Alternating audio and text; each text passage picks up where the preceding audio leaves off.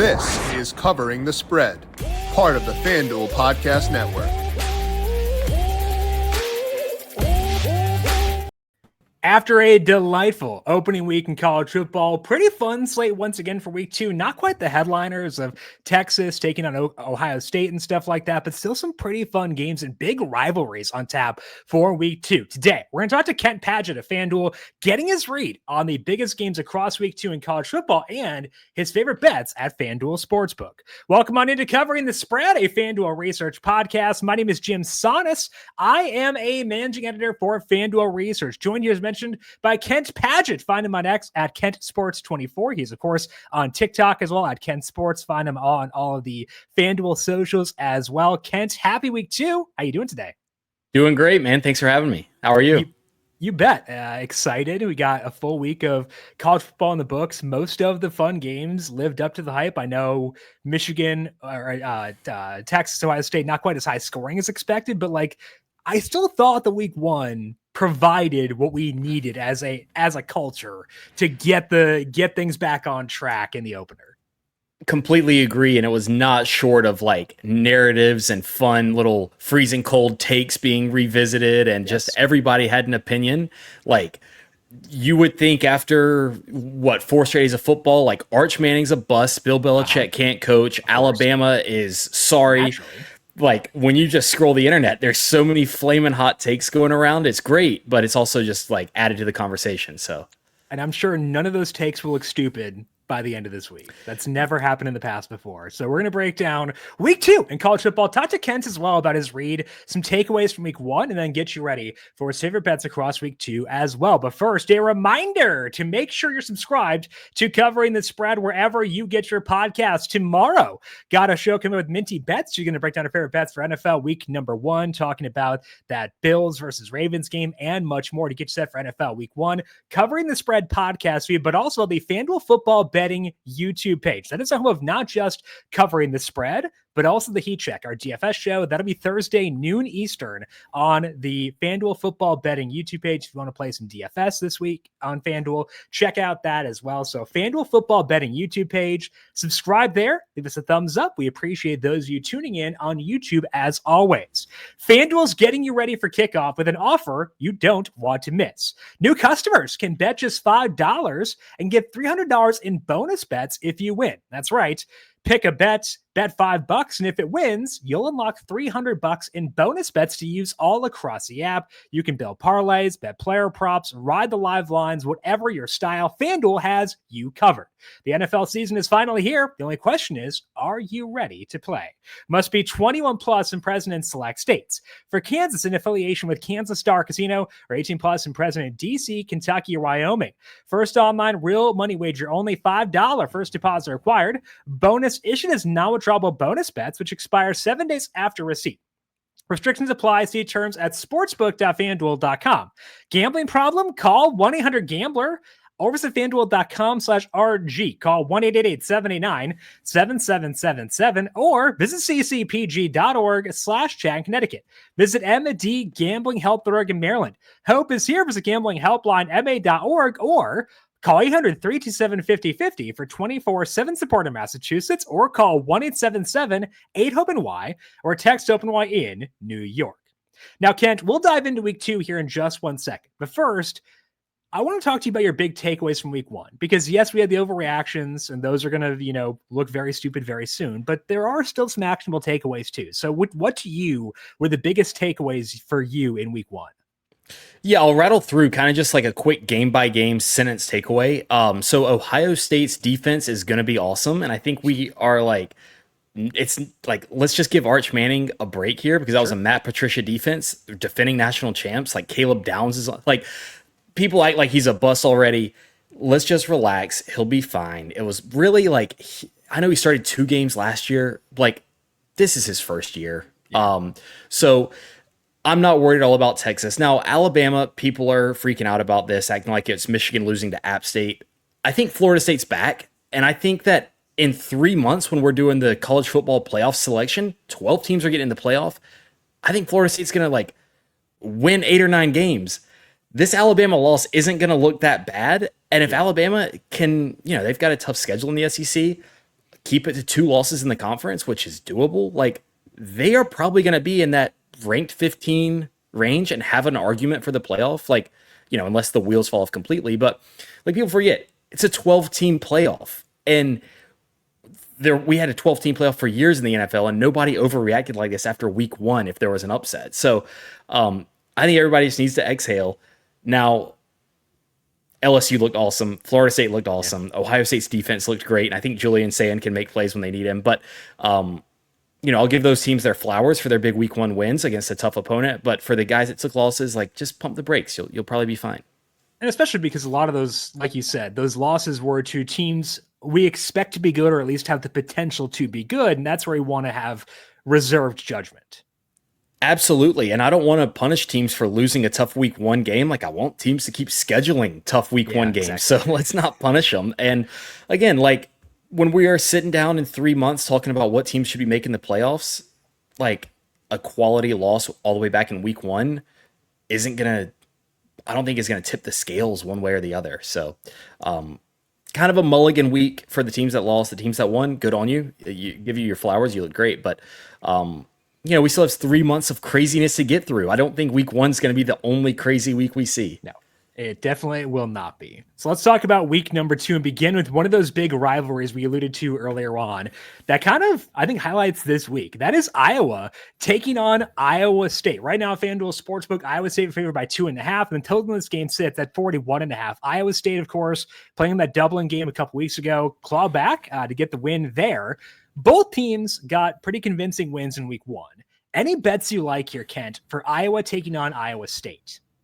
Yeah, and just like overall here, it's still just week 2. Like we have such a small sample size to go off of. So, from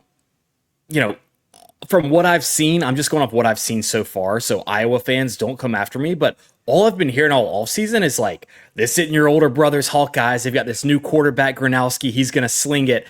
And then week 1 against Albany, he throws for 44 total passing yards, and they scored 34 points. Meanwhile, Iowa State had Rocco Beck go 19 for 20, and they hung 55 points on South Dakota. With that said, I think Iowa State's offense looked good there. Now, I'm giving them a mulligan for the Ireland game, and these are only 2 games I can go off of. But even if Iowa does create a slop fest of a game here, well, Iowa State's already proven they can score 24 points and win a slop fest. So, I mean, look, that game, the paint was coming off the field, remember? So I don't think this game's going to be nearly that messy, but it is in Ames, Iowa. So I'm giving Iowa State the advantage there. And I just can't trust Iowa to not be, this new age Hawkeye team that has an offense until I see it. So with that said, I expect Iowa State to be able to get to 27, 28 points, and I'm not ready to trust that Iowa can get over 20. So I think Iowa State covers fairly easily. And also, if I'm thinking it's 27, 28 to 20, I'm taking the over here. So Iowa State and the over.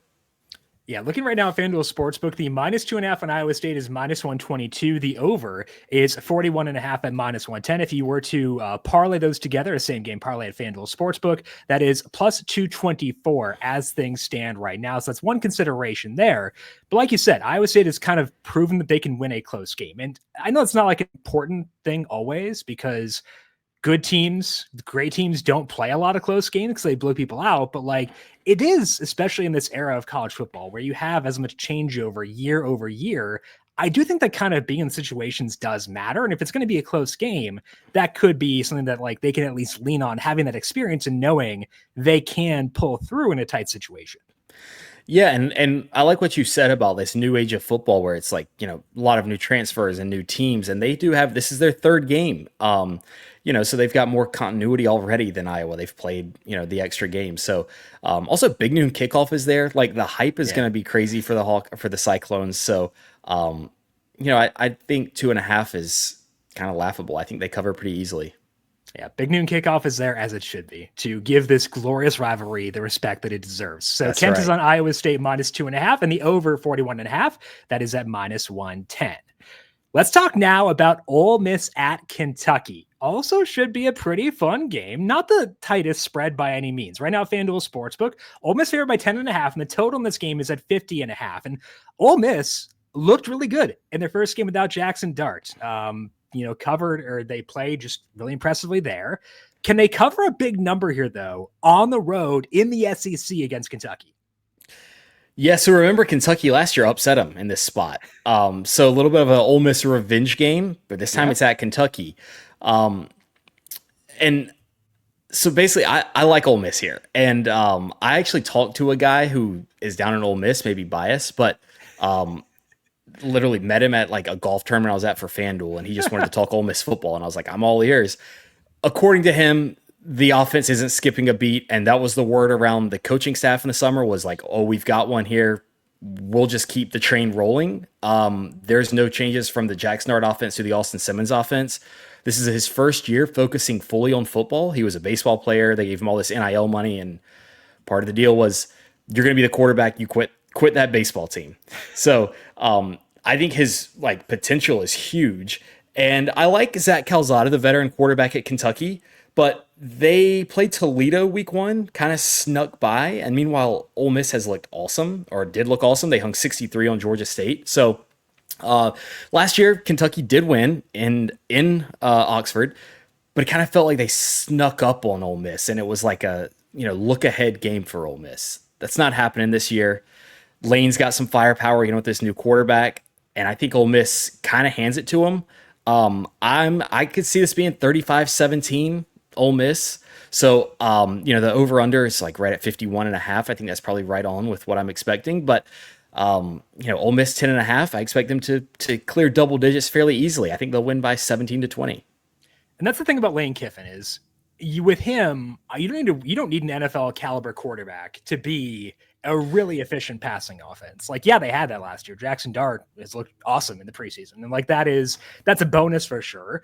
But Lane Kiffin has had efficiency with Matt Corral. He's had efficiency with way back in the day, Matt Barkley. He's had these good offenses, even when it hasn't been amazing quarterback play. And you can kind of have faith in that system converting because he can put these guys in good spots. And we saw that in week 1. So I feel like, not speaking for you, Kent, but it kind of sounds like this is a I am betting on and have faith in Lane Kiffin kind of bet. Absolutely. The Lane train. I'm all in on the Lane train. And again, this is a spot where it's a bit of a revenge game. When you look back on last year, this is kind of the game that kept them out of the playoffs. So there's not going to be any sneaking up or any of that this year. And once he gets rolling, I don't think he's going to let off the gas pedal. All right, so Kent is on Ole Miss minus 10.5, which sits at minus 105 right now at FanDuel Sportsbook.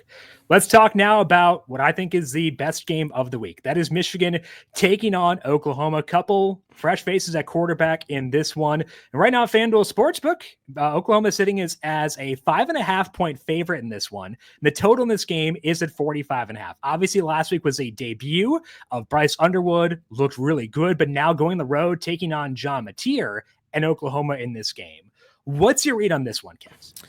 Yeah, you said it. Bryce Underwood looked good. The running back from Alabama, Justice Haynes, the new Michigan guy, he looked really good at running back. John Mateer looked really good for Oklahoma as well. And this game, it's a night game in Norman against defensive-minded head coach and Brent Venables. This is one of those games where you just kind of feel like Oklahoma's probably going to get the early lead. And I don't see a way for Michigan to come back with a true freshman quarterback and win the game. And so, just the way Michigan plays, it's ball control. It's field, possession and flipping the field and running the ball on defense. And Ole Miss, if Ole Miss scores early, I don't see Michigan catching up. So I think it's going to be kind of a low scoring game. I could see it being 28-21 Oklahoma, but I just don't see Michigan being able to hang with the firepower of John Mateer. Look, by week 10, there's a good chance Bryce Underwood is that guy, and Michigan's able to win games this way in the Big Ten. But in game 2, I just feel like that's a tall task to ask out of him, especially against Brent Venables.